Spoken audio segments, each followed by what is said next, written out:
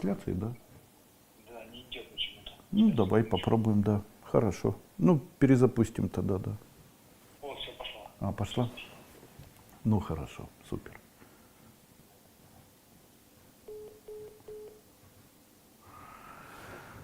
Ах. Сейчас попробуем здесь еще раз перезапустить.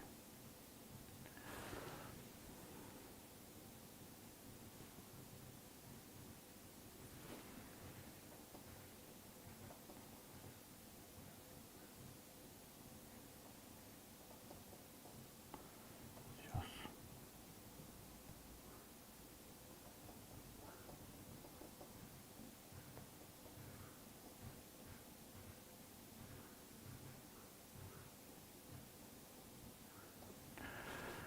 Перезапустили мы трансляцию. Очень извиняюсь, что так произошло. Ну, давайте попробуем еще раз.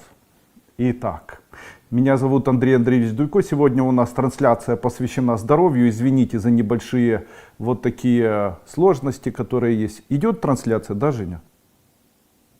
Ага, идет трансляция. Супер. Итак, сегодня вы мне написали письма, которые посвящены здоровью, и есть ваши вопросы.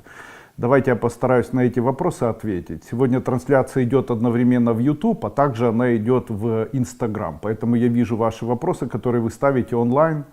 Хочу сразу сказать, что на нашем сайте tfduyko.com сегодня стартует акция. О ней вы можете прочитать вот здесь на экране. Также я отвечаю на все вопросы, и трансляция этих вопросов идет вот здесь. Вы можете задать свой вопрос прямо сейчас онлайн. Итак, Сергей Василенко. Добрый день, Андрей Андреевич. Подскажите, третий день изжога в области груди, слабый аппетит, чем это может быть? Как правило, изжога является следствием повышенной кислотности, эзофагиального рефлюкса, но не всегда.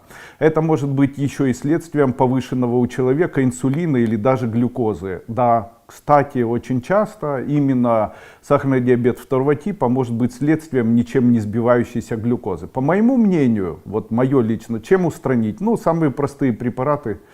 Это может быть рения, обычный препарат, продается в аптеке. Можете его попринимать, разжевать, запить водичкой, он устраняет изжогу. Но в действительности сама проблема изжоги устранена не будет. Дело в том, что это может быть эзофагиальным рефлюксом, сформированной грыжой пищевода или желудка. Это может быть еще и проблемой сахарного диабета второго типа, эзофагиального рефлюкса. Это может быть еще и проблемой дискинезии 12-перстной кишки, дискинезии желчных протоков, извините. И это все может вызывать вот такие проблемы. Но существует одна идея, которая не медицинская, но которая работает без всяких, наверное, сбоев. А вы знаете, да, действительно, как правило, изжога возникает на фоне высокой кислотности желудка.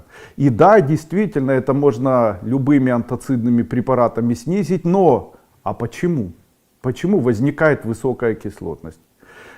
И очень часто высокая кислотность является просто следствием процессов, которые связаны с перевозбуждением. То есть, скорее всего, это связано с перевозбуждением. То есть вы или ваша центральная нервная система, она перевозбудилась. А вы знаете, что самый простой способ успокоить нервную систему — это просто принять капли валерьяны.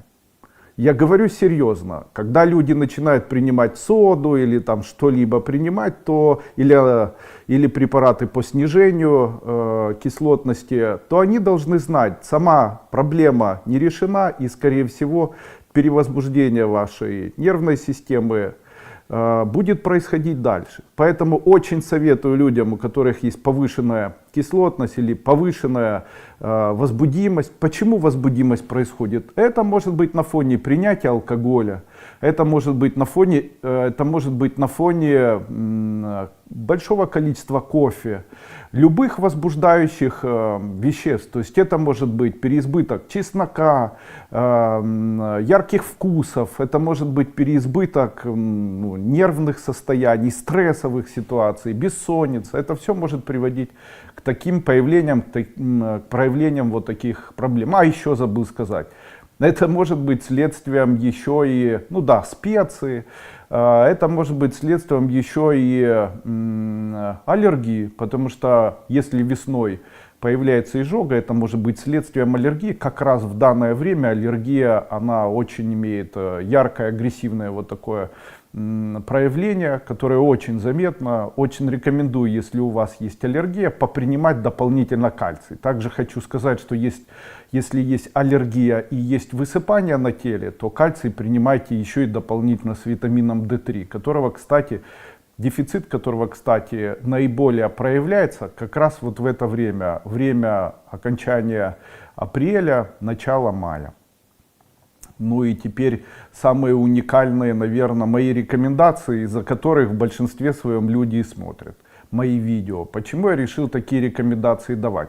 Дело в том, что в этом мире почему-то так получается из-за несправедливости, что у большого количества людей нет возможности купить препараты, съездить куда-либо. И, конечно же, высказывания тех людей, которые смотрят мои видео, они для меня абсолютно понятны. Но я хочу вам сказать, что моей задачей не является впихнуть вам БАДы или продать что-либо. И даже не является оставить врачей без хлеба или без работы и так далее. Ну и ни в коем случае не отвернуть людей от возможности получить профессиональное лечение и все, что с этим связано. Но существуют другие люди, которые не имеют возможности обратиться к врачу, сходить в магазин.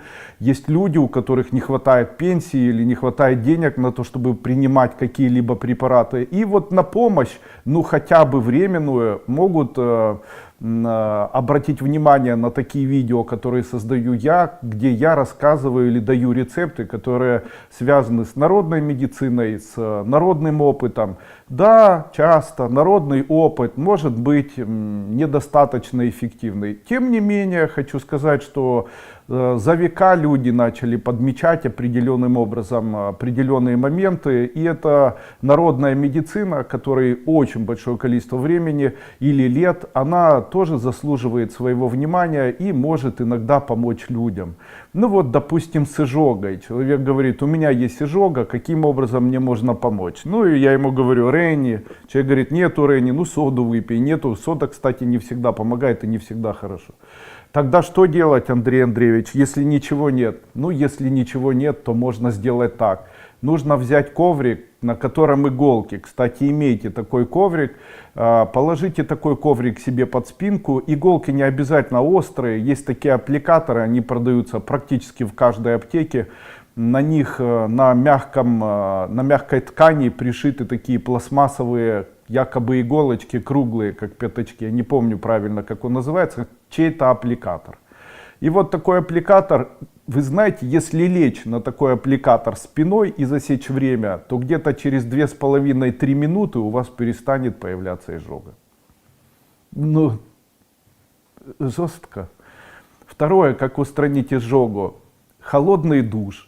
В случае, если принять холодный душ, ну не совсем холодный, а прохладный, он снижает изжогу. То есть изжога может исчезнуть. Третий вариант. Можно принять теплую ванну для своих ног. То есть набрать ванну, чтобы она была теплая. Можно даже небольшое количество скипидара. И постоять так, чтобы по щиколотку было в ванной воды. Третье, необычное, это прием обычного сока лимона. И тут мне многие хотят сказать, Андрей Андреевич, сок лимона, он же разъедает. Ничего он не разъедает. Сок лимона, он практически идентичен нашему желудочному соку. И в тот момент, когда у вас повышается кислотность, то сок лимона может ее понизить. Точно так же не помогает сода. Почему сода не помогает? Ведь сода, щелочь, она используется в пищевой промышленности. Почему она не может помогать, а иногда помогает? С чем это связано? Дело в том, что когда сода попадает в наш желудок, то она образует соединение, которое выглядит так. Натрий 2OH плюс натрий хлор равняется H2O, натрий хлор. И это все может повлиять на формирование и плюс CO2. Это все может повлиять на то, что у человека появляется высокое количество углекислого газа в желудке. Это может повлиять на обратное появление или увеличение появления соляной кислоты, так как углекислый газ, который появляется в желудке, может являться раздражителем для увеличения соляной кислоты. Но подобрать необходимую дозировку для людей, у которых есть изжога при употреблении соды, но одним это может помогать, а другим людям, у которых есть реактивный или активный желудок, с реактивным или активным выделением соляной кислоты и гастрина, могут быть не улучшать состояние, а в общем-то ухудшать. Так многим людям, конечно же, может это быть полезным, так для некоторых людей может быть недостаточно полезным. Вы знаете, что употребление соды может стимулировать развитие псориаза. Серьезно, у вас псориаз, не начинайте принимать соду. Но здесь тоже есть нюанс. В случае, если псориаз является следствием аллергии, что очень большая редкость, то соду можно. А вот в случае, если не аллергии, а переизбытка в крови натрия и недостаток витамина D3, то псориаз может проявляться в очень агрессивной такой форме. Кстати, сейчас весной как раз у людей появляется недостаточность витамина D3, и это может являться следствием развития активного псориаза и псориатических бляшек. А почему, по моему мнению, появляется псориаз? По моему мнению, псориаз является следствием высокого накопления минерала натрия в организме. Поэтому псориаз может быть вот такой активный как раз в данное время. И, конечно, в случае, если у человека псориаз, то необходимо по возможности удалить натрий и хлор, потому что в его составе есть натрий. Ну и соду тоже, собственно говоря, потому что это ж натрий 2OH. И таким образом необходимо вот воспринимать свой организм, что предельно всегда сложно. Как работают вот такие иголочки под спиной? Если полежать на таких иголках, то они расслабляют, как ни странно, центральную нервную систему.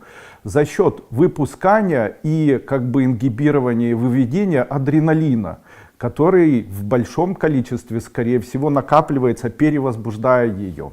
Вы знаете, что если вы не можете спать, или у вас болит позвоночник, или у вас особенно шейный отдел, если у вас повышенная кислотность, то лежание вот на таких острых ковриках перед сном за 7-10 минут может помочь избавиться от ряда заболеваний, включая гастрит и включая бессонницу. Как ни странно, лежание на вот таких неудобных ковриках очень улучшает центральную нервную систему. Это связано с тем, что болевой эффект, который возникает, очень часто происходит за счет захвата адреналина. И адреналин уменьшается, и его воздействие на нуклеус аккумбенс уменьшается за счет вот такого болевого увеличения боли. То есть перевозбуждение может быть, можно сыграть в обратную сторону. И именно перевозбуждение, именно переживания, стрессы, активные вещества, антиоксиданты, такие как кофеиновая кислота, молочная кислота, даже большой спорт с выделением молочной кислоты, стрессовые ситуации, даже интим, во время которого, кстати, человек тоже испытывает стресс, могут быть инициаторами и могут быть прекурсорами появления изжоги. Да, вот так. И, конечно же, там теплая ванна, холодный душ и дальше лежание вот на таких острых ковриках, успокаивающие препараты, среди которых самый простой это валерьяна или капли валерьяны, могут сыграть свое дело. Лимонный сок, потому что почему лимонный сок лучше, чем принимать соду? Во время, я же говорю, одним сода может помогать, в то время как у других людей может увеличить количество соляной кислоты. И эффект будет прямо противоположный. В другом случае, наоборот, эффект может быть хороший. Как определить, можно человеку принимать соду или нет? В случае, если у вас диарея или диспепсия, то сода может помочь какое-то время. Но в случае, если у вас запор, сода вам не нужна. Кстати, и при запоре можно. На самом деле и при запоре можно, но недолго. Поэтому рени вам поможет. Можно глину попринимать. Глина, она широко используется в препарате, который имеет торговое название, который называется смекта. Смекта это глина. Она просто в жидком виде продается. Белая глина, производство Франция, продается в жидком виде. Поэтому, принимая смекту, это вот то же самое, что принимать мой препарат, который называется каолин. То есть 1 чайная ложка на стакан воды моего каолина это то же самое, что 2 или 3 столовых ложки, соответственно, препарата смекты. Зачем платить больше? Ну да ладно. Пусть извинит меня французская компания 3M. Комфи. Комфи это компания, которая продает технику. Да, уважаемый Андрей Андреевич, какие препараты ТФ пропить для улучшения моего зрения? Мне 65. Последнее время не очень хорошо чувствую. Дайте совет, пожалуйста. Очень рекомендую принимать аргинин. Знаете, очень уникальный препарат, хоть и является, в общем-то, такой подозрительной кислотой. Это связано с тем, что в свое время очень активно продавали спортивное питание. И для расширения линейки практически каждую аминокислоту, которая попадала в спортивное питание, спортсмены рекламировали. То есть так появилась некая такая нелепая, наверное, необычное отношение к как раз аргинину. То есть считается, что аргинин может накачивать мышцы, создавать памп мышечный и так далее. Это ошибочное положение вещей. Почему? Дело в том, что аргинин сам по себе является аминокислотой, которая является вазодилататором. Вазодилатация это когда расширяются сосуды, особенно очень маленькие. Также особенность аргинина заключается в том, что он воздействует на АТФ, особенно клеток наших нейронов, и участвует в процессе быстрого метаболизма глюкозы в цикле Кребса, что дает человеку понимание того, что более всего нашему мозгу необходим аргинин. И, кстати, необходим еще и нашему телу. Так, в случае, если у человека теряется память, ухудшается зрение, повышается артериальное давление, головокружение, шумы в ушах, этому человеку я рекомендую принимать аргинин. Но принимать его я рекомендую в определенной дозировке. В какой дозировке? Рекомендую там принимать его, он в порошке продается, по 1 чайной ложке на 1 стакан теплой воды. Теплой лучше 1 или даже 2 раза в день при необходимости на протяжении 1 месяца. Но в случае, если у вас есть холестерин высокий, то нужно знать, что аргинин, он может связываться с липопротеинами низкой, очень низкой плотности, образуя соединения.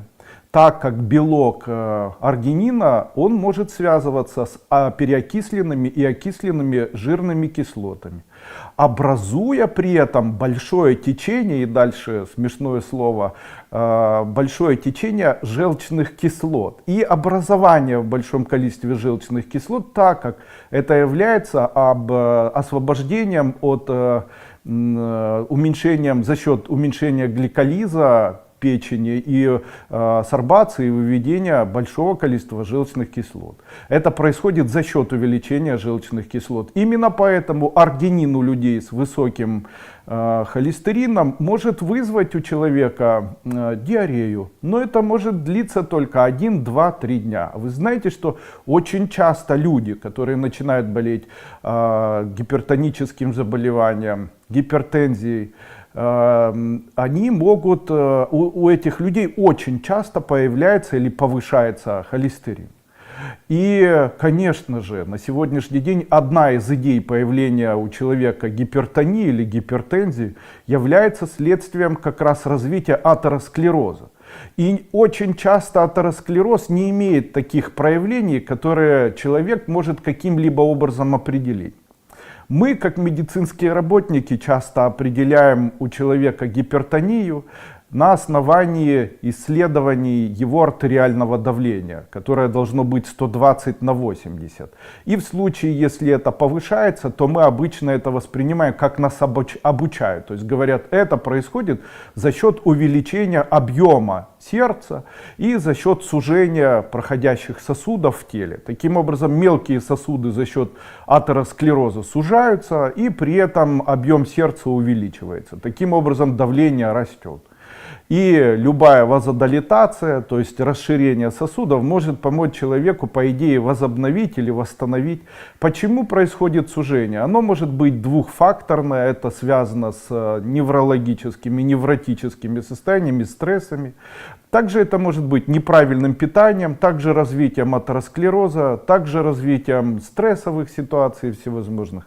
И на сегодняшний день в мире атеросклерозом в той или иной форме форме болеют люди уже, начиная от 30 лет и до бесконечности. И считается, что именно атеросклероз является в 85% и более является тем заболеванием, от которого впоследствии появляются и остальные заболевания, и является одним из основных заболеваний, из-за которого повышается смертность и появление онкологических заболеваний.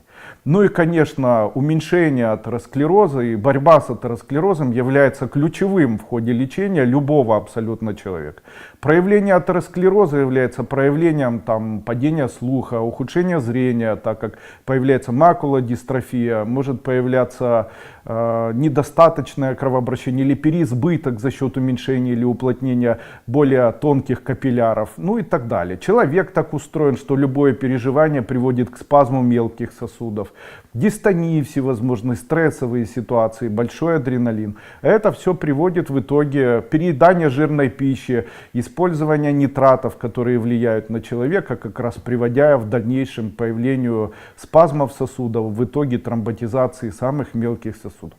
И, конечно, тут стоит такой вопрос, чем можно человеку помочь. И, конечно же, на помощь в этом случае может прийти аргинин, о котором я говорю. Именно поэтому есть ряд исследований, которые удивительным образом доказывают, что применение аргинина в дозировке 3 грамма на протяжении каждого дня способны устранять в мягкой форме, причем за достаточно короткое время, устранять у человека гипертоническое заболевание сердца. Но самое интересное, улучшение памяти, улучшение зрения, улучшение слуха. И это еще не все.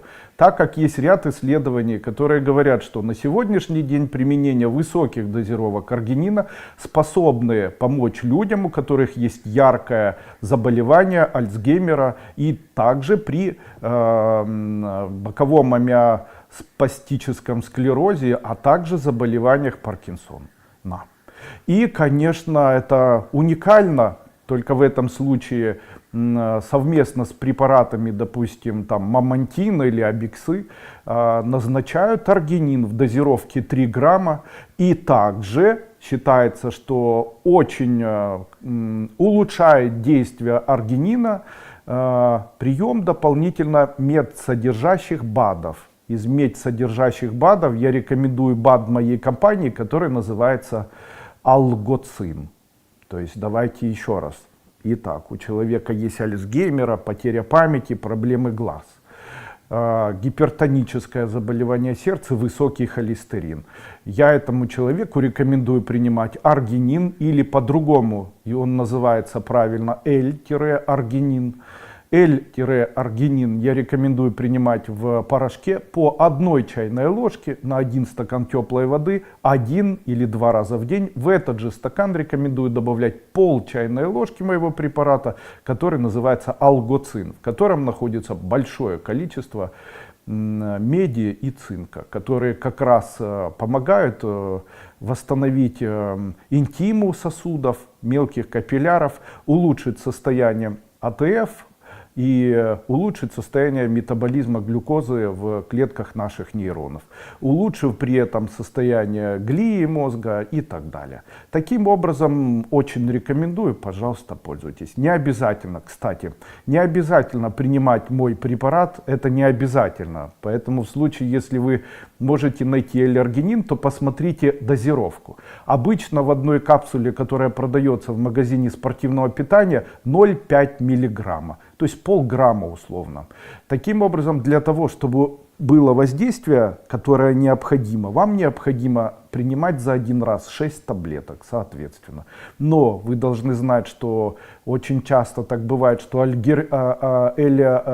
L-аргинин, он может продаваться еще и в капсулах совместно с каким-либо действующим веществом, метилцеллулоза или какими-либо наполнителями, и его дозировка может, соответственно, уменьшаться. Я предлагаю все же покупать чистый L-аргинин моей компании. Надеюсь, я вам помог и ответил. Очень хороший есть тибетский сбор, о котором я часто говорю. Он действительно помогает глазкам. Вообще, есть целый ряд таких нюансов, я сейчас о них расскажу. Первый, Это тибетский сбор. Берется по 50 граммов растений. Какие растения? Ромашка, зверобой, березовые почки и бессмертник. Тибетский сбор. Заваривается так. 1 столовая ложка на 1 стакан кипятка. Насыпается сверху на кипяток, после чего необходимо дождаться, когда это все заварится и можно отцедить. И выпивать утром натощак, вечером перед сном. Такой сбор действительно улучшает состояние глаз. Сейчас есть ряд препаратов. Мне очень нравятся капли. В этих каплях 0,05 мг гиалуроновой кислоты определенного вида, которые используют для глаз. Я решил пройти больше, и в скором времени вы сможете увидеть мой новый препарат для глаз, в котором будет находиться кверцетин и какое-то количество гиалуроновой кислоты. Великолепное средство, уже есть люди, которые его используют, и уникально просто хлопают, восхищаются тем, насколько улучшилось состояние сетчатки, и хрусталика и так далее. Я отдельно, когда этот препарат получит гигиенические заключения, сейчас проходит гигиеническое заключение и проходит сертификацию, когда это произойдет, я его обязательно вам презентую, но хочу сказать, что да, действительно есть уникальные такие составы, и глазу можно помочь. Из народных таких способов, которые могут помочь глазу в случае, если есть ухудшение деятельности сетчатки, это использование обычных заваренных кукурузных рылиц. 1 столовая ложка на 1 стакан воды и прикладывается к глазу. Или черного чая, без всяких компонентов. То есть отжимается. Почему черный чай? Он убирает огрубевшие частицы, имеет яркое успокаивающее действие, противовоспалительное действие, и почему-то он глазам подходит. Ромашка еще может. Комфи. Андрей Андреевич, еще у моей дочери гемоглобин 75, и врачи назначили ей пить таргиферон. Таргиферон — это сульфат железа. Он поможет ей, или лучше препараты ТФ помогут? Поможет сульфат железа, который вы принимаете. Но минус вот в чем. Смотрите, особенность усвоения железа заключается в том, что железо не усваивается при очень высокой кислотности 12-перстной кишки, или же у нас железо усваивается в толстой кишке. И очень часто неусвоение железа является следствием высокой кислотности в толстой кишке и является следствием, а высокая кислотность в толстой кишке является еще и проблемой, которая связана с гастрином, и это может быть реакция на стрессы, может быть реакция также на гельминты. Что необходимо сделать и в каком направлении стоит работать? Итак, К-программа — это номер 1, что необходимо сделать. Для чего вам К-программа? Она может показать, есть ли у вас кровь в кале. Если кровь в кале есть, то тогда необходимо проводить дальнейшие исследования. Если нет, то слава богу. К-программа может также показать наличие белков, наличие нерасщепленных белков, наличие лактобактерий, наличие глистных инвазий, яиц глистных инвазий. То есть К-программа решает в большинстве своем все вопросы. В случае, если есть какая-то проблема, то ее в дальнейшем есть смысл решать. То есть не нужно торопиться и сразу же проводить зондирование в слепую кишку. Не нужно прямо сразу начинать с этого. Можно такими простыми и несложными анализами посмотреть, какие есть проблемы. Ну и второе, это все же в дальнейшем обратить внимание, провести УЗИ, возможно, исследование, посмотреть на головку 12-перстной кишки, нет ли воспаления, посмотреть, нет ли каких-либо изменений, связанных с желчным пузырем. Ну и вот так однозначно, конечно, не сможешь. Также хочу сказать, что анемия может быть следствием еще и очень снижающегося или быстро снижающегося иммунитета. Анемия может быть следствием глистных инвазий, потому что в большинстве своем следствием глистной инвазии являются кровососущими, особенно аскариды. И также это может быть следствием там, заболевания сахарный диабет первого типа, это может быть следствием, допустим, гипофункции щитовидной железы, это может быть следствием дисменореи или аменореи. И это все необходимо исследовать. То есть необходимо четко понимать, какие есть жалобы, какой анамнез, какой диагноз сейчас ставят. Ну и следующее. Народные способы, которые могут помочь избавиться от анемии. Народные способы от анемии, удивительные народные способы, которые как бы без всяких вариантов помогают. И они такие иногда удивительные. Допустим, один из способов, о которых я знаю или о которых сейчас я вспомнил, это берется свекла, красная свекла, не нужно варить ее, сырая натирается, отжимается сок. И вот сколько сока в красной свекле, столько же добавляется вина. И человек принимает по 1 столовой ложке или более на протяжении дня 3 или более раз. Ну, так, чтобы не было плохо человеку, все-таки это алкоголь. Ну и второй вариант, очень эффективно, кстати, особенно при лечении и реабилитации больных опухолевыми заболеваниями, так как очень часто в момент применения химиотерапии, особенно лейкоплакин или доксирубицин, частым явлением является формирование вот такой анемии. И да, действительно может помочь применение сока свеклы совместно с применением вина вот такого. Народные способы есть такие: берутся иглы металлические, втыкаются в зеленое яблоко на сутки, после чего удаляются эти иглы, с ними ничего не нужно делать, и после чего яблочко это съедается. Но это народные способы, не знаю, насколько эффективно. Я знаю, что у женщин, которые вынашивают плод, иногда бывает анемия, которая ничем устранить невозможно, никаким принятием никаких препаратов. И есть вот такой народный способ, о котором когда-то рассказал Нечай, мульфар такой у нас украинский, с которым я дружил. Он сказал, что женщине для того, чтобы у нее поднялось железо и не было гиперанемии, необходимо ладонями просто тереть вот так по стене. Не знаю как, но это тоже работает. Возможно, смешные методы, но тем не менее заслуживает внимания. Поэтому врачи назначили пить тардиферон. Принимайте тардиферон, хороший препарат. В случае, если он будет поднимать, то это говорит о том, что все хорошо. Опять-таки, ищите первопричины анемии. Анемия не формируется сама по себе, и обязательно необходимо смотреть на это. Что происходит, когда появляется анемия? Она может иметь 4 вида. Самый худший вариант — это нарушение общего гомеостаза за счет неформирования гомеопоэза клетки эритроцита, что в идее может является в дальнейшем гемоглобином, и из-за этого появляется анемия. Ну и это уже более такие тяжелые, сложные заболевания. Также это может быть следствием отказа от пищи, булимии, это может быть психическими заболеваниями, проявление. Анемия в моем опыте клиническом было несколько раз на фоне как раз того, что женщина худела, женщины там испытывали стресс, женщины там на фоне длительно и часто проходящей у женщины менструации. Ну и вот такие все проблемы, их, конечно, стоит учитывать. Ну и, конечно, очень часто это при язве двенадцатиперстной кишки. Ну, все, о чем я сказал. Не знаю, наверное, не интересен сегодня, да. Валентина Лунгур. Здравствуйте, уважаемый Андрей Андреевич. Моему сыну Александру 15 лет завтра. Ничего не диагностировали, но всегда нервный.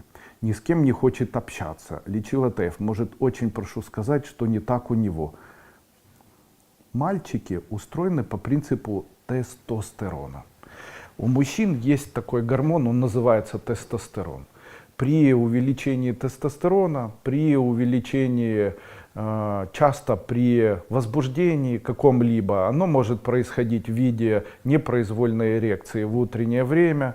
Дополнительное возбуждение нервное, оно может происходить на протяжении дня, это кофе и так далее. Оно все может в дальнейшем приводить к проявлению вот такой неудержимой импульсивности и агрессии. Особенно в возрасте с 13 и аж до 23-25 лет. И в этом случае могут помочь обычные седативные препараты и дополнительное применение, седативные препараты, это может быть, допустим, не знаю, не хочу говорить, это медицинские препараты.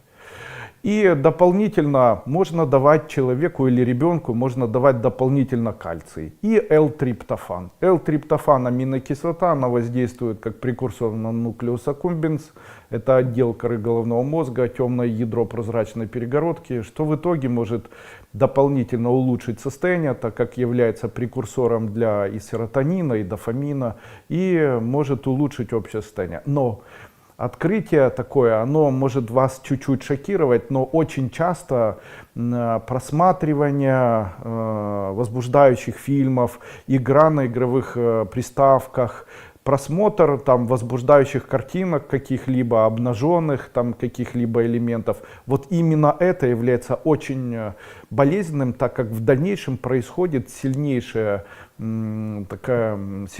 переизбыток дофамина, и это все происходит на фоне яркого гормонального вот такого состояния. Что нужно сделать? Нейтральная пища, как можно больше овощей, как можно больше молочных продуктов, как можно больше творога и так далее.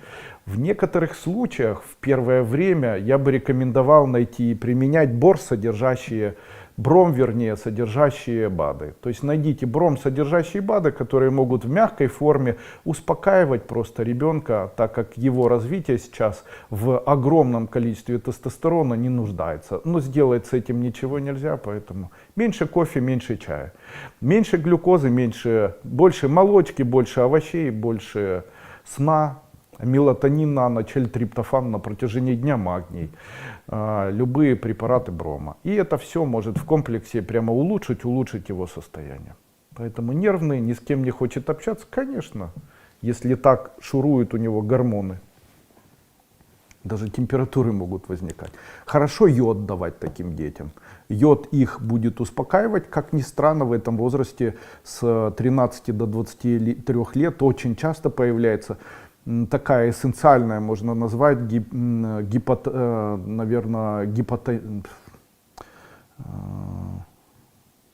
гипофункция щитовидной железы.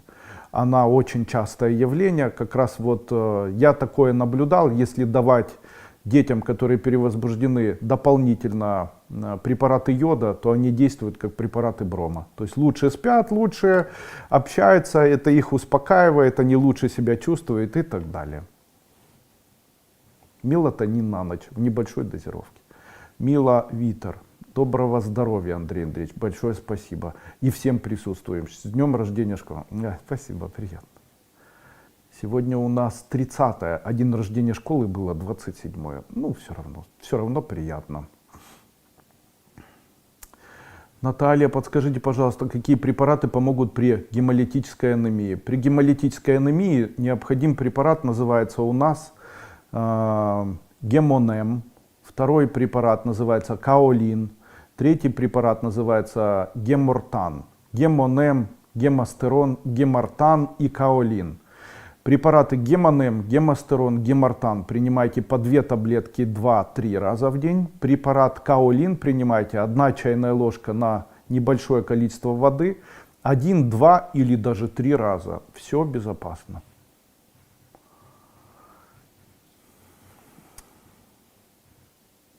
Мила Витер. Подскажите, пожалуйста, отслоение сетчатки. Мне рекомендуют лазерную подпайку. Стоит ли идти на это? Обязательно. Каковы опасности? Нет опасностей никаких. Если надо такие, то когда в мае лучше это сделать? Очень хорошее время после 10 числа. В любое время, 10, 11, 15, 17, 18, в любое время. Но после 10, после Пасхи необходимо делать не на и не до. Тетяна Сакун, в одному із відео ви казали, що при диханні по патрулу організм окисляється. Це нормально? Чи як з цим бути? Человек всегда должен знать, что во время любого активного дыхания его организм окисляется. Но это еще не все. Он окисляется еще и за счет того, что вы переживаете, за счет того, что вы спите, за счет того, что вы стареете. Он окисляется, когда вы кушаете глюкозу, и она не переваривается. Он может окисляться при приеме кофе, потому что в кофейных напитках находится коричная кислота и кофейная кислота. И они мощнейшие оксиданты. Вообще биооксиданты являются дыхание, это все приводит к окислению. Спорт приводит к окислению. Не стоит бояться окисления, стоит бояться переокисления и стоит бояться накопления биоокислителей в организме человека.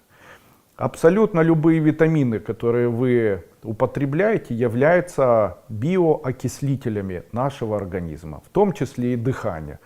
И перенакопление свободных радикалов является одной из систем, одной из, наверное, версий того, почему человек стареет. То есть считается, что применение любых витаминных комплексов, витаминов приводит к переокислению и накоплению свободно-радикальных соединений, которые в нашем организме могут находиться. Какие самые мощные известные переокислители или биоокислители? Ну, на первое место аскорбиновая кислота.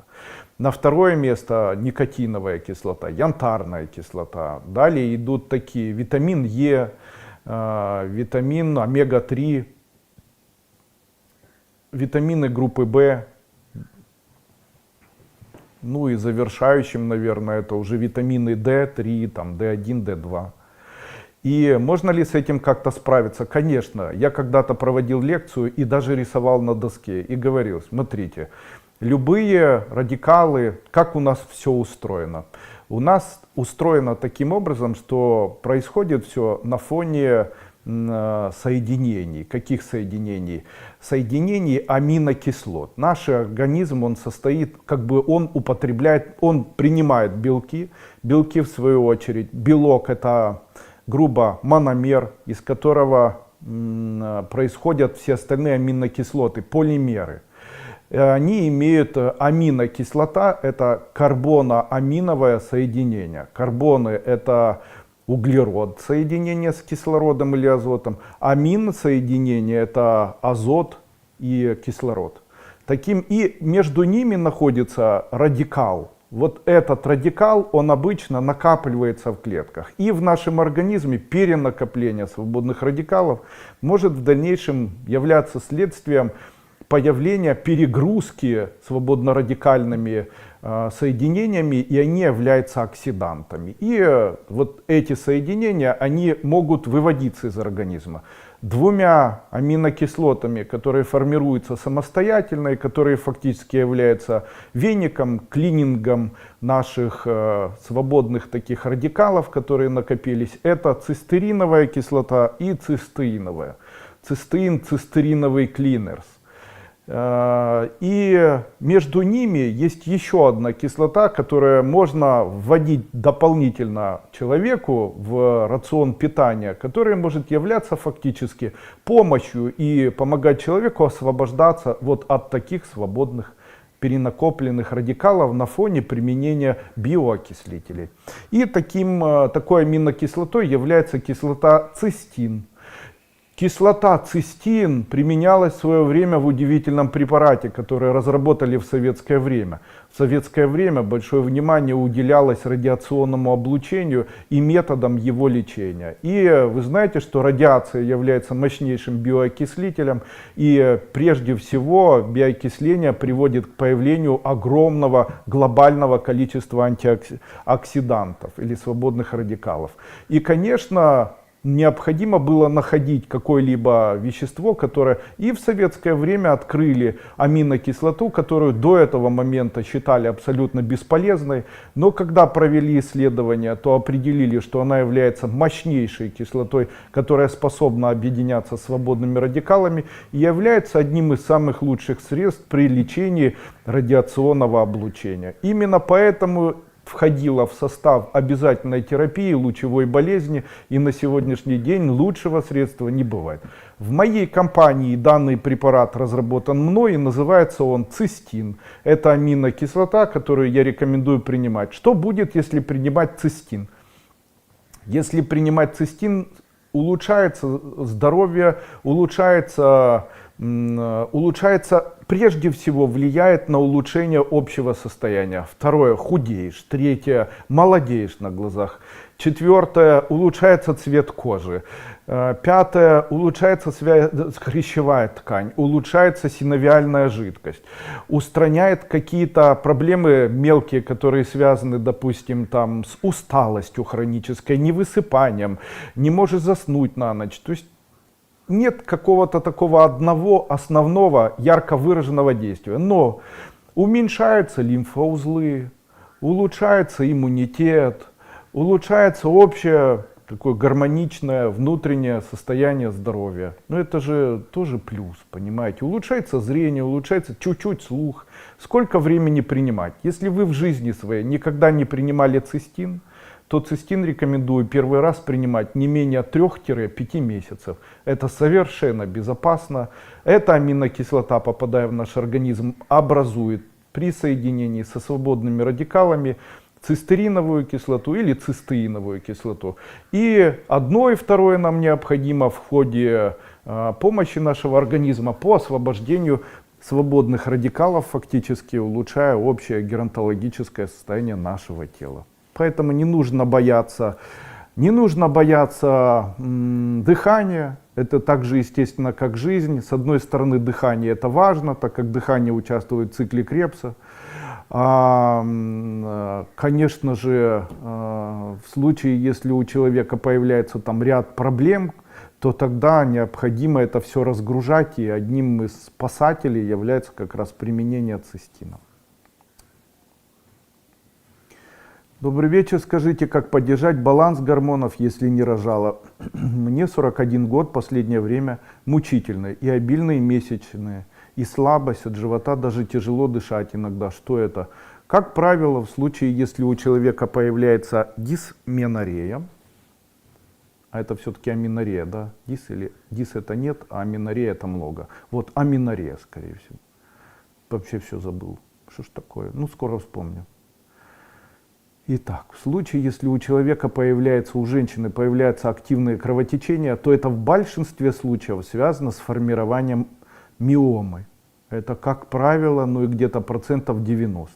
Также это всегда связано с недостатком, если болезненные очень, то это связано с тем, что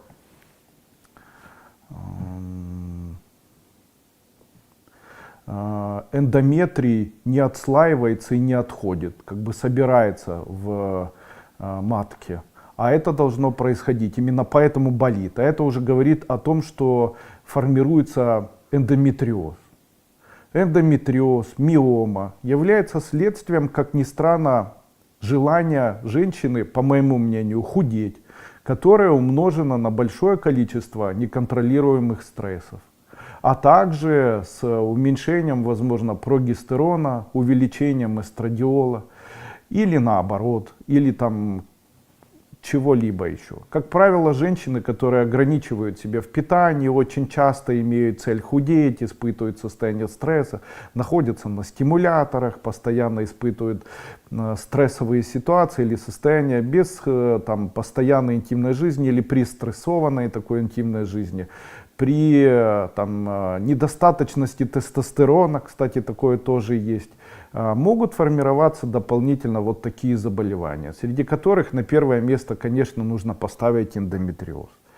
Конечно, что необходимо делать? Вы знаете, я бы хотел вам посоветовать, но для того, чтобы что-либо посоветовать, необходимо четкое понимание того, что происходит.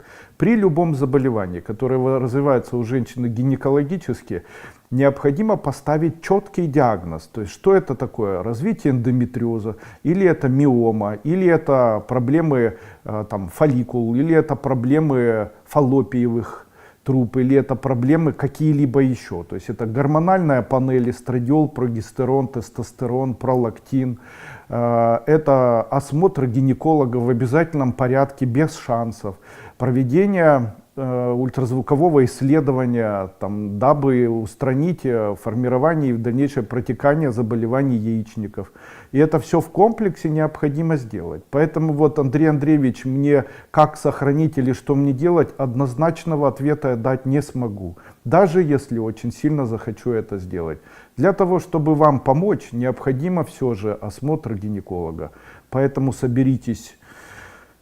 Я понимаю, насколько это сложно, но соберитесь и обязательно пройдите такой осмотр. В случае, если у вас есть проблемы эндометрия, то очень рекомендую мою мазь. Она называется мазью Endometrix. Великолепная мазь, она очищает эндометрий, улучшает его состояние, грубо витамины для вашего эндометрия. Ну, в случае, бывают же разные случаи, в случае, если там миома есть или какие-либо проблемы, то как сохранить? Вы понимаете, у нас генетически обусловлено количество яйцеклеток у женщин. Когда женщина рождается, то весь набор яйцеклеток, которых, по-моему, там какое-то количество, я не могу сейчас сказать, я придумывать не буду. И вот этот набор яйцеклеток, он у каждого человека индивидуален. И это называется, каждая яйцеклетка, она может во время менструации она может выходить. И, ну, вы же, конечно, знаете об этом. Я извиняюсь, что я умничаю. И количество этих яйцеклеток, оно ограничено. Так вот, чем старше женщина становится, тем меньше у нее остается этих яйцеклеток. Каким образом проверяется наличие этих яйцеклеток? Проверяется обычно определенным анализом, который называется антимюллеровский гормон. И показатели такого гормона антимюллеровского фактически могут быть тем, что говорит вам, есть или остались еще яйцеклетки, или не остались. Таким образом, я считаю, что если жизнь была спокойная, если не было тяжелых проистекающих заболеваний, таких как, допустим, там, тяжелейшие стрессы, травмы, аутоиммунные заболевания, в анамнезе нет каких-то тяжелых поражающих заболеваний эндокринологических, то женщина может забеременеть аж до 60 лет. Это нормальный процесс. В случае, если были перенесенные там аборты, были неоднократно там венерические заболевания какие-либо, даже простые, хламидиоз или там гонорея, ну, такое ж не часто бывает, но тем не менее бывает. Если были перенесены инфекционные заболевания тяжелой формы, если эндометриоз хронический, вы его не лечите там годами, это все в итоге может повлиять на перенесенная лучевая терапия какая-либо. Это все негативно влияет в дальнейшем на яйцеклетки. Совет. Гинеколог. Второе. А если хочется очень? Если хочется очень, то уже необходимо сейчас задумываться, потому что возраст 41 год и до возраста 50 лет, это уже такой возраст, когда на сегодняшний день зачатие ребенка, ну, чуть-чуть усложняется. Ну, поэтому не тяните. Сделайте это. Для того, чтобы улучшить общее состояние, при котором можно забеременеть, конечно, можно принимать мои препараты. Это препарат, который называется Карунеш, и второй препарат называется Киндскид и Карунеш. Великолепные препараты, и первый, и второй просто супер. Почему у женщины появляется половая холодность? От чего или где находится либидо женщины, с чем это связано? Либидо женщины, оно обычно связано с пониманием, как бы информационным пониманием того, что жизнь прекрасна и можно рожать.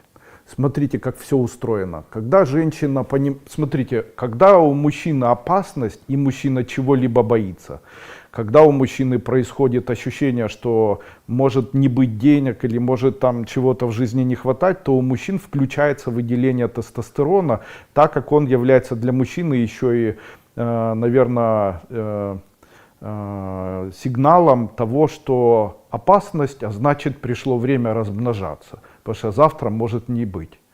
У женщин все работает наоборот. При испытывании любого стресса, при некомпетентности, при истериках, при неврозах, при стрессовых ситуациях у женщины наоборот появляется ощущение и уменьшается выработка гормонов. Этим всем руководит тестостерон. У мужчин тестостерон является следствием того, что нужно. У женщин тестостерон является тоже следствием того, что нужно. Но если у мужчины стресс, то тестостерон выделяется. Если у женщины стресс, тестостерон снижается. Именно поэтому в случае, если дома есть скандалы, если есть неприятности, если есть какие, то у женщины развивается вот такая, можно сказать, сниженное состояние либидо. Также при голоде, это все влияет негативно на развитие яйцеклеток, на общий баланс гормонов в организме. Женщине либидо необходимо. Также это очень влияет на мужчин, которые живут рядом с такими женщинами. Можно ли как-то помочь? Конечно. Есть великолепный препарат, который называется экстракт трибулуса. В нашей компании он называется трибулус. Применение трибулус помогает женщине испытывать и теплые чувства, убирает сухость, убирает какие-то проблемы, связанные с нежеланием и так далее. Также очень улучшает общее состояние, так как применение дополнительно препарата трибулус улучшает еще и состояние адаптации к воздействию стрессовых раздражителей у женщин. Поэтому очень рекомендую. Марина Калашникова. Здравствуйте, Андрій. Здравствуйте. Скажіть, будь ласка, що порекомендувати для лікування гастроезофагіальний рефлюкс після прийому їжі постійний кашель? Дякую. Это естественное состояние, но эзофагиальный рефлюкс – это заболевание, оно связано с многими факторами. Среди первых факторов, о которых прямо необходимо знать на 100%, это никто вам этого не скажет, но любое возбуждение центральной нервной системы приводит к ослаблению, приводит к увеличению кислотности нижнего отдела желудка и уменьшению кислотности верхнего отдела желудка. Что приводит, а верхний отдел желудка, там кислотность должна быть повышена. Это происходит на фоне стресса, на фоне реакции на стресс, что приводит к ослаблению сфинктера Оди. Это верхняя часть желудка, отдела привратника пищевода, который расслабляется, и в него происходит вбрасывание за счет рефлюкса желудка пищи в пищевод. Каким образом можно помочь? Вы должны знать, что рефлюкс является следствием двух вещей. Первое – желание худеть, недоедание, употребление, а также употребление любых стимулирующих напитков, к которым подходит название чай, специи, любые специи. Это все, если вы худеете, знайте, следующим фактом будет то, что у вас будет появляться эзофагиальный рефлюкс. Эзофагиальный рефлюкс может быть следствием стрессов. На первое место ставьте именно это. Второе – похудение. Третье – употребление большого количества кофе, чая и любых стимуляторов, включая алкоголь, кстати. Ну и что же делает тут такой вопрос? Всем этим руководит, как ни странно, наша печень. Адаптация к тому, чтобы у человека происходило нормальное функционирование желудка и его реакция на сжатие сфинктера Одия, также или цикального клапана, как ни странно, и кто бы что ни говорил, в этом всем участвует у нас и особенность сформированной желчи. И вы знаете, что я хочу сказать вам? Как бы вы ни лечили эзофагиальный рефлюкс, в большинстве своем он будет со временем проявляться. Но стоит начать поддерживать свою печень, и эти проблемы исчезают. Это парадокс. Его предстоит еще изучать. И некоторые такие работы были мной обнаружены. Допустим, в работе Цининского, в книге, которая называется «Гепатология», выпущенная, по-моему, где-то в начале 90-х или в начале 2000 года, по-моему, Санкт-Петербург. И там в этой книге «Атлас гепатологии» есть интересная статья, где происходит объяснение и исследование большого количества пациентов, которые болели заболеванием цирроз печени или болели заболеванием гепатит С. И вот Цининский, он доктор медицинских наук, и он там пишет о том, что в большинстве своем при изучении тех людей, которые пришли, то есть при установке диагноза в большинстве своем у этих людей сопутствующим заболеванием было заболевание эзофагеальный рефлюкс. И он там прямо пишет, что эзофагеальный рефлюкс является сопутствующим заболеванием, но при использовании иммунных препаратов, при использовании курса гепат-протекторов, улучшение общего состояния было в том числе еще и воздействовало на общее развитие эзофагеального рефлюкса. И я с ним согласен, как бы мы рефлюкс не лечили, до того момента, пока мы не обратим внимание, как ни странно, на свою печень, улучшения не происходит. А это тогда чем лечить? Такой вот вопрос. Ну, чем лечить печень? Выбор небольшой, это эссенциальные кислоты, это эссенциали форте препарат, это препараты какие-либо там пищевые добавки в моей компании, это тантал, гипофит, это прием там аминокислот или сорбентов, это сорбенты. Ну и тут, Андрей Андреевич, а что именно? Смотрите. 1 чайная ложка каолина на 1 стакан воды 1 раз в день. Второе. Применение препарата пепсин по 2 таблетки 2 раза в день. Третье. Применение препарата гепофит и тантал по 2 таблетки 3 раза в день. И применение препарата для успокаивания такого седативного действия серантал по 1 или 2 таблетки 2 раза в день. И обязательно сорбенты. Какие сорбенты? Это мой сорбент антитокс драй. 1 чайная ложка на стакан воды. Хочу сказать, применение сорбента антитокс драй по 1 чайной ложке на стакан воды 3 раза в день на протяжении 1 месяца помог мне без диеты и спорта похудеть больше, чем на 8 килограмм. Никаких изменений в рационе питания, еще. Но это произошло не только со мной. Это произошло и с моими близкими. Поэтому я могу гарантировать, что применение сорбентов при задаче использовать что-либо или изменение рациона питания и питания с целью дальнейшего похудения можно смело использовать безопасные сорбенты. Какие это безопасные сорбенты? Это наша кремниевая кислота, которую мы используем в виде аэросила. Можете приобретать, у нас он называется антитокс драй, разводится с водой, принимается эффективный препарат, прям мега. При гастроэзофагеальном рефлюксе рекомендую принимать в капсулах энтеросгель или препарат еще можно принимать антацидные препараты, там какие-нибудь, какие там пантопразол, сульфасалазин даже можно, ну ладно. Поэтому вот таким образом можна себе помочь. Андрій Андрійович, ви сьогодні дуже гарно виглядаєте. Дуже приємно. Не успел я одеть пиджак, потому что был занят, ездил и только приехал, сразу же пришлось проводить вебинар. Поэтому, извините, не успел добежать домой.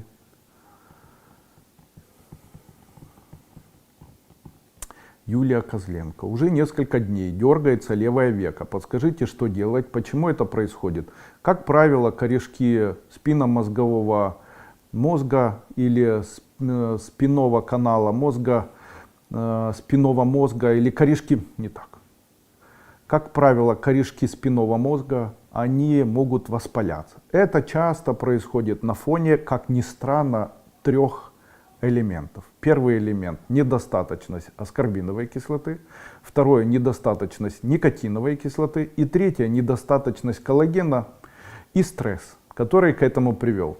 Условно можно так. Я как человек, который очень давно занимается нетрадиционной и традиционной медициной, могу сказать, что наша спина очень часто, и мышцы нашей спины, они же находятся там в огромном каскаде. Я никогда не думал, вы знаете, что у человека спинные мышцы развиты нестандартно. Посмотрите на животных, у которых спинные мышцы развиты не так активно. И тут вот такой вопрос. Для чего человеку такие мега развитые спинные мышцы? Для чего они? Мы не занимаемся поднятием тяжестей, мы не занимаемся там еще чем-либо. Ответ на это дал в свое время профессор психологии Александр и написал работу, называется «Телесно-ориентированная психология», в ходе которой он как бы предположил и потом докторскую защитил как раз в ходе этих исследований, что спинные мышцы человека на сегодняшний день несут не эстетическую и не физиологическую роль, а некую роль, которая является барьером или охлаждающим фактором при проявленных стрессах. То есть человек, который имеет большое количество стрессов, приводит к тому, что в мышцах нашей спины появляется огромное количество, он это называл паттернами или телесно-ориентированными зажимами, паттернами. И конечно же, массажи в большинстве своем не помогают. Почему? Сам Александр говорил, что ни расслабление, ни массажи очень часто не могут помочь. Но может помочь обычная стимуляция мышц. При помощи чего? Это лежание на каких-либо предметах. То есть это лежание на иглах, или лежание на пластмассовых иглах, или лежание на чем-либо. Это помогает.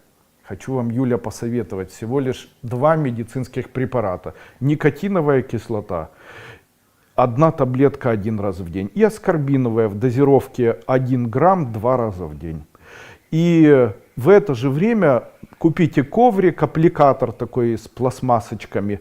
И перед сном ложитесь на такой коврик так, чтобы голова на нем не лежала, а все тело лежало. Засекайте время от 3 до 10 минут и лежите. Это в комплексе уберет у вас мгновенно дергание глаза. А дергание глаза является следствием зажима. Какого зажима и воспаления корешка. Это в дальнейшем может привести к тому, что будет развиваться там листос или, возможно, грыжа какая-то там, шморля. Но еще быстрее что можно сделать? Можно 1/4 таблетки, называется фенлипсин. 1/4 таблетки фенлипсин 1 раз в день на ночь, через 1 неделю дергать перестанет. Любовь Пелин. Помогите разобраться, какие препараты принять ТФ. Очень большая усталость, целый день спать постоянно хочется. Человек, у которого повышается артериальное давление, а у вас, скорее всего, как ни странно, хотя вы думаете, что оно у вас понижено, повышается. И вот то, что у вас это происходит, это понижение артериального давления. И вам, конечно, поможет аргинин и мой препарат Тонизон.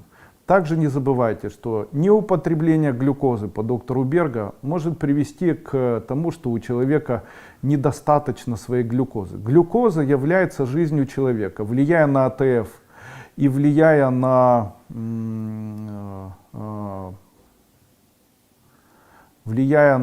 клетку, помогает клетке формировать энергию митохондриальную. Митохондрии — это внутренняя энергия человека, за счет которой он живет. Митохондрии живут за счет глюкозы. А переваривание глюкозы с выделением ромомасляной кислоты и молочной кислоты является фактически циклом Кребса. То есть глюкоза митохондриально поглощается, выделяя энергию, и при этом появляется, это происходит за счет фермента, который называется пируват-киназа. Пируват при этом расщепляется на аромамасляную, пируват-виноградную и молочную кислоты, которые выводятся из организма в случае за счет натриево-калиевого насоса. И это все вот таким образом в организме функционирует. И глюкоза, она чрезвычайно необходима, особенно мозгу человека. Если человек очень много думает, очень много работает, то в его рационе обязательно должна присутствовать глюкоза. Аппликатор Кузнецова? Точно. Аппликатор Кузнецова. Знал, если честно, как называется, не хотел рекламировать. Моей невестке 43, очень хотят детей, они не получаются. Попробуйте, мой препарат называется Коронеш и Кинскит. Серьезно. Итак, и это еще не все. Что-то жарко у меня в кабинете. Я хочу вам что-то показать.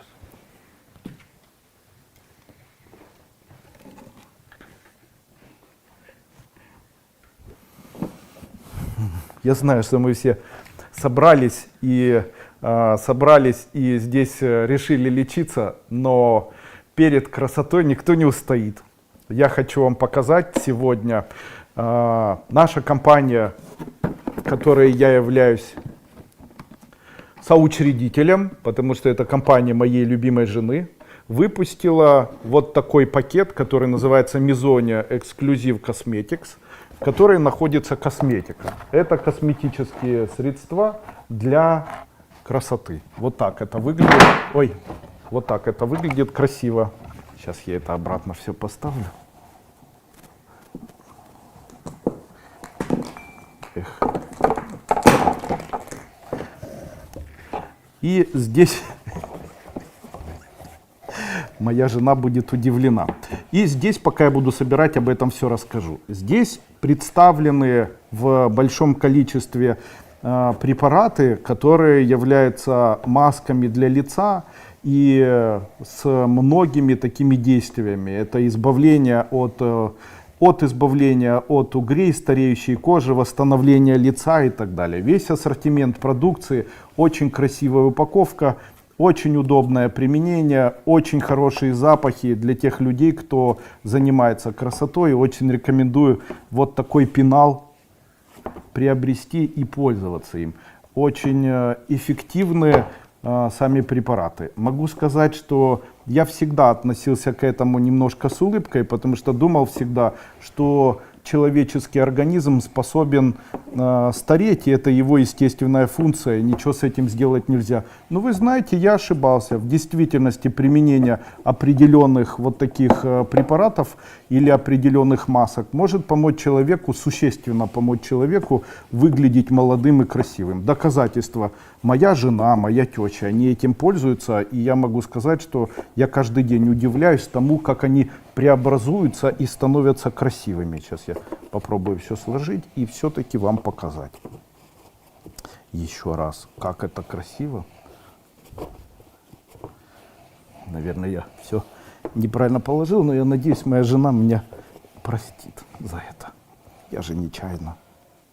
Ну, а если не простит, то тоже ничего страшного. О, сейчас я покажу, как это выглядит. Вот так это выглядит. Великолепно и красиво. Здесь находится весь сбор всех, ну не всех, а самых, наверное, эффективных кремов и масок. И вы можете это заказать, прямо перейдя на наш сайт у наших операторов.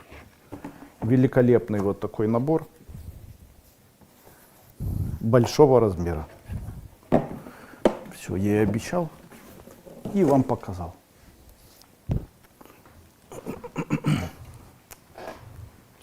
Фух.